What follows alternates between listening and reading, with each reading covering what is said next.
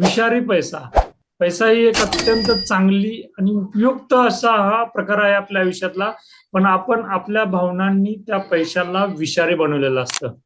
तो एक प्रकार आहे. त्या पद्धतीच्या आपल्या धारणा आहेत. अशा काही धारणा तुमच्या आयुष्यात आहेत का? ते आता आपण चेक करणार आहोत. चला तर पाहूया. हा काय प्रकार आहे? विषारी पैसा म्हणजे नेमकं काय? आपले कशा पद्धतीचे विचार पैशांविषयी असे असतात की जे विषारी पैसा या कॅटेगरीच्या अंडर येतात. ठीक आहे, पाहूया आता आपण.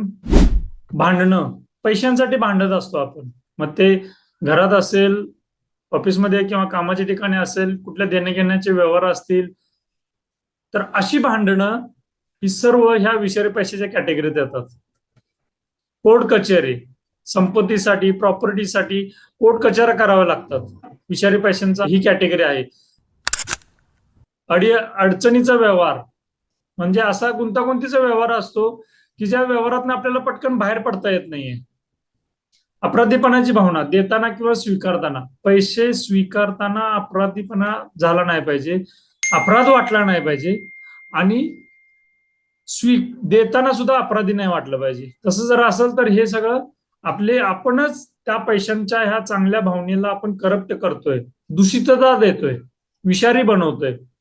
आणि नंतर काही दिवस अशा अनेक अनुभवानंतर असं होऊन जातं किंवा एखाद्या प्रसंगानंतर अशी एखादी मनाची अवस्था होऊन जाते की त्या दिवसापासून मी पैशांबद्दल विचारच करायचं सोडून दिलं. जे चाललंय, जसं चाललंय चालू द्या. अशा पद्धतीची कुठेतरी एक नकारात्मक आपण भावना चिटकून ठेवतो पैशांना. असं काही आहे का तुमच्या आयुष्यात?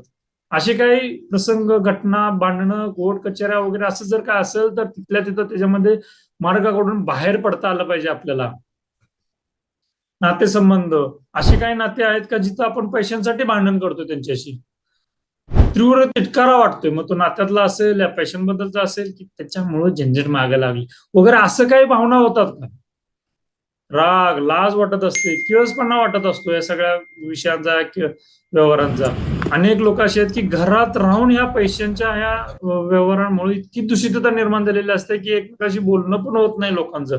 स्वतःच्या रक्ताची जवळची नाती इतक्या टोकाला गेलेली असतात. तर हे सगळं विषारी पैशाच्या अंडर येतं. असे जर काय तुमच्या आयुष्यात व्यवहार असतील तर ते व्यवहार सगळे आयडेंटिफाय करून रिलीज करा.